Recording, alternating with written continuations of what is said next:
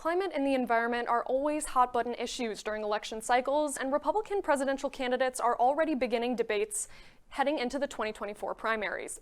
I spoke to students on campus who are doing all they can to take action on a local level. An Israeli strike on a refugee camp in northern Gaza has caused catastrophic damage and killed hundreds, including women and children. While homeowners worry about winterizing their houses, some students are worried about finding housing at all. Rent prices in Illinois have gone up 3.4% this year, according to data collected by Apartment List.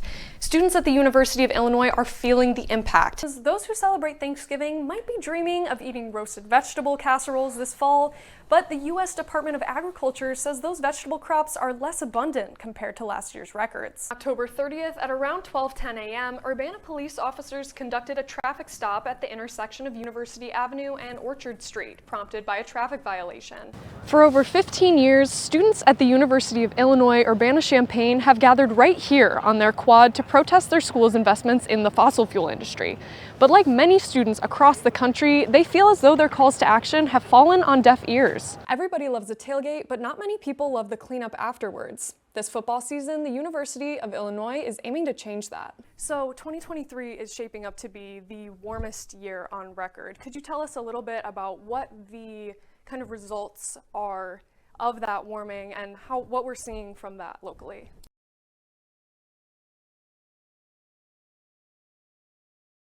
Coal, oil, and natural gas are fossil fuels that, when burned, create harmful emissions that contribute to climate change and impact our planet's health. In the last 10 years, UIUC has accepted $108 million from companies in this industry for research. The University of Illinois system as a whole invested nearly $120 million through corporate bonds. UIUC promised complete divestment by fiscal year 2025 in the Illinois Climate Action Plan 2020, but this agreement is non-binding. Avery Sanborn is the treasurer for Students for Environmental Concerns. Through events like letter writing and climate strikes, the group hopes to push their school to divest, but she says she's not confident that the university will even meet their goal. Their promise to divest by fiscal year 2025 sounded great at the time. It still sounds great now, but the fact that we haven't seen incremental change so far makes it seem less and less feasible or less and less likely that they will do a quick change and choose to divest by then. The University of Illinois system's statement on the topic is as follows. The U of I and the U of I Foundation do not directly own equity in any coal or oil companies, as almost all stocks are held through externally managed funds. And we put our financial muscle behind efforts to promote renewable fuels as an alternative, with socially responsible investment practices, new eco-conscious fund managers, and a bold new investment in a fund promoting sustainability. Trey McAllister is the action coordinator for Students for Environmental Concerns. He says it's up to the university and board of trustees to take accountability. The university has the opportunity to step up to the plate. It's whether or not they feel compelled to do so. In Champaign, I'm Hannah Lonergan, UI7 News.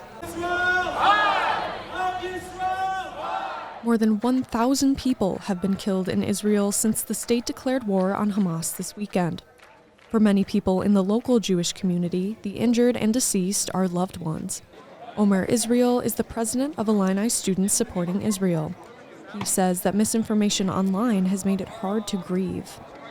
These have been a very horrible and horrific 48 hours. A lot of people are really spewing misinformation online, and it's difficult to try and grieve. It is difficult to try and support my family and my friends while having to defend myself and fight for myself. With heightened tensions overseas, many Israeli students fear violence here at home. Erez Cohen, director of the Illini Hillel, says Jewish organizations are working with police and campus security to ensure student safety. We are working very closely with local safety and security forces to make sure that the entire Jewish community is safe. We want to make sure that there is no surprises. This horrible attack in Israel was an extreme surprise to the security forces in Israel, and we want to make sure that doesn't repeat. And as a result of that, we work very closely with both the UIPD, the Champaign Police Department, and Urbana. Groups like Illini Hillel, Chabad and Students Supporting Israel will be tabling on the quad this week to offer support for students. The Circular Fashion Expo was started by a group of students in the spring of 2022 with the goal of fighting fast fashion and clothing waste. This year's CFE was the biggest yet. Naina Shakar is a CFE member and ran a clothing swap at the event. She says it's important to decrease clothing waste on college campuses.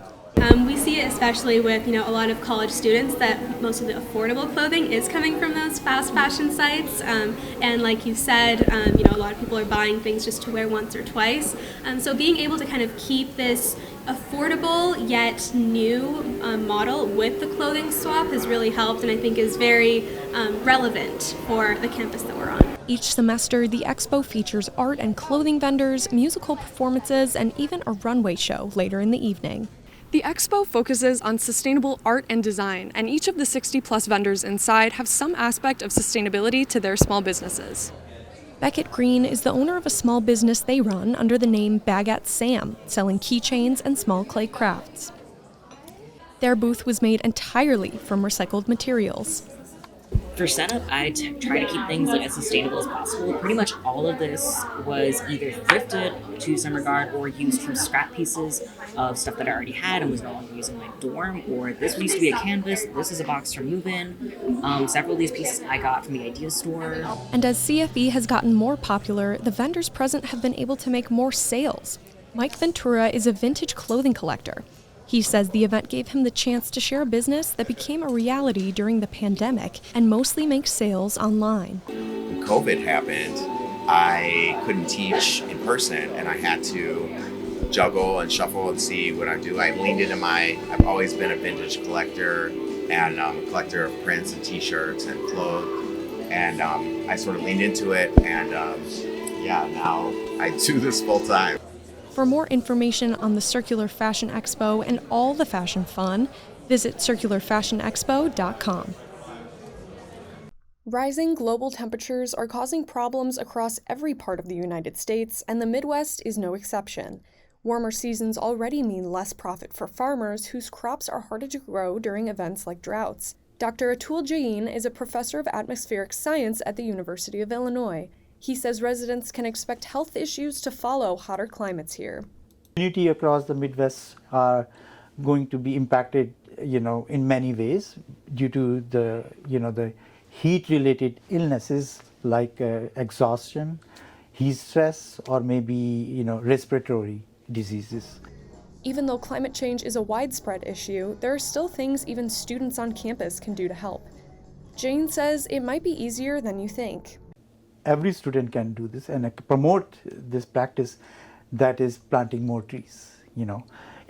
I have done some calculations for my university. If every student at this campus, there are about 50,000 students, plant one tree every year for next 15 years, in fact, that can reduce the university carbon footprint by about 15%. Hannah Lonergan, UI7 News.